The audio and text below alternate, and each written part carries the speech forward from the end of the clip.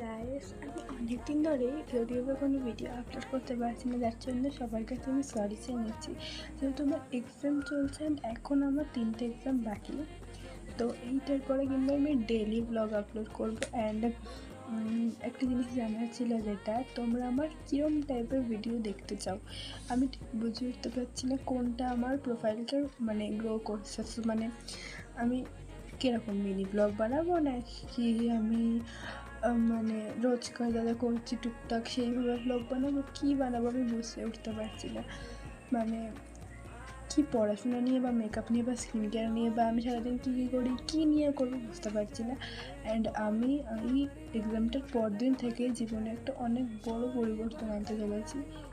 তো আমি চাই তোমরা আমার পাশে থেকো, আমাকে প্লিজ হেল্প করো। অ্যান্ড কীভাবে আমি আমার রুটিনটাকে সেট রাখবো, আমাকে প্লিজ হেল্প করো। Bye bye.